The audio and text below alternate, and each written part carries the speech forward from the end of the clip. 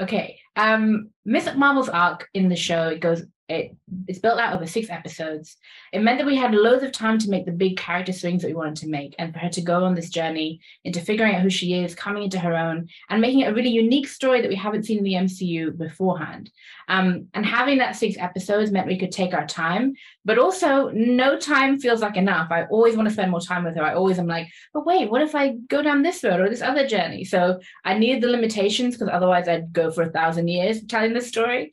But at the same time, having this really concise but juicy 6 hours of television to tell this story before she goes and joins everybody else and goes off on whatever other adventures that lay ahead for her, feels really exciting. And I think in terms of the breaking of the story, we get to do classic storytelling modalities, but at the same time, we get to do something a little bit different because of the nature of the MCU, because of the nature of Kamala and her background, and because of the creative freedom that was given to us. That was not surprising, but really joyful to receive in such a massive franchise like Marvel. So I'm excited to share with everybody those 6 episodes and the journey she goes through. I wish I could tell you all of the juicy things we have in store for you. Getting the balance on the page between heart and humor and action was kind of the eternal struggle for this show, in a really positive way. And I think we've come out to a really delicious mix at the end. Part of me was like, I just want to luxuriate in her family dynamic and in her dynamic with her friends, because they're funny and warm and really, I don't know, just so lovable. I just want to hang out with all of them all day.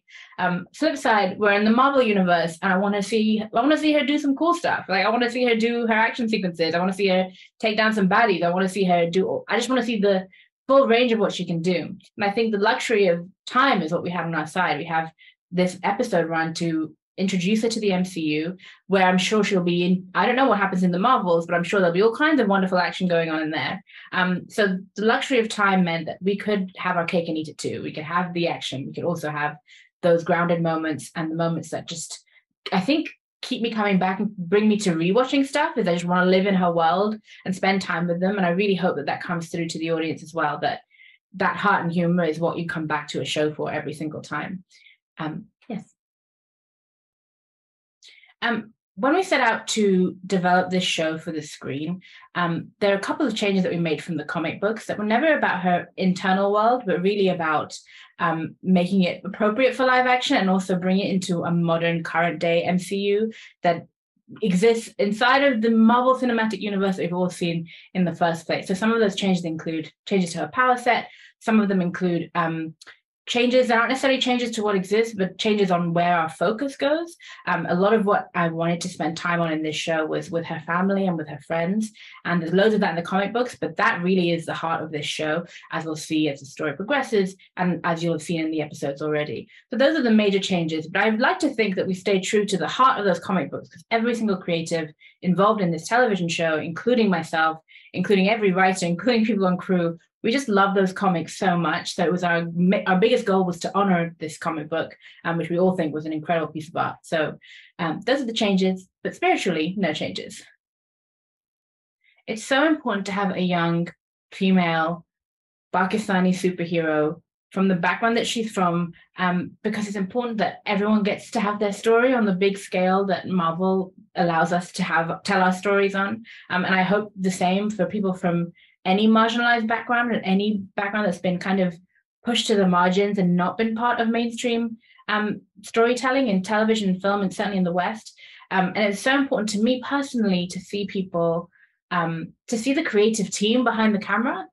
We've set a real precedent for authentic voices, authentic artists from those backgrounds, telling their own story and contributing their own stories to this larger than life story. And it's so important to show that you can do it behind the camera, in front of the camera, and it can be universally appealing, and it can be popular and beloved by people not just from that background, but people who are just fans of this genre and of what we're doing.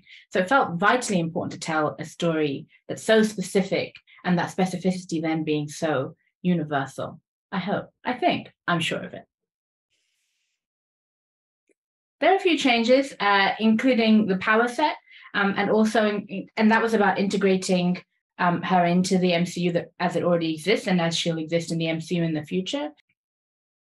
when viewers come to Miss Marvel, they can look forward to a heartfelt, joyful, funny, adventurous story about a girl coming into her own, figuring out who she is in the world, and doing so with compassion and doing so with an optimism and like an infectious joy.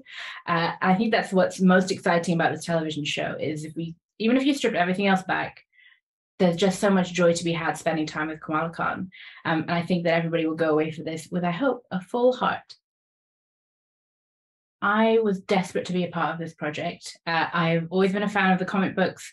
And when I first discovered the comics, I just felt so seen and recognized, but also the comics themselves were so beautiful and so well told and so crafted with such care. And they're so intricate that when I found out that it was going to be adapted for screen, I didn't know quite whether it was for TV or film. When I first heard about it, I just had to put myself forward and I had to fight for it because it's just, it's an incredible piece of art, those comic books, and I really wanted to be a part of it.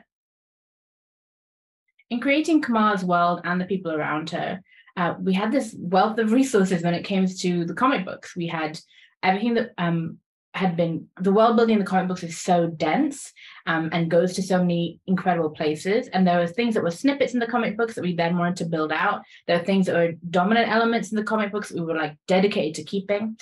So a lot of what we were doing was drawing from those comic books. But in addition to that, every single one of the creators, all of the writers in the writers' room, we had people from all different backgrounds, and they're all sharing and giving of themselves.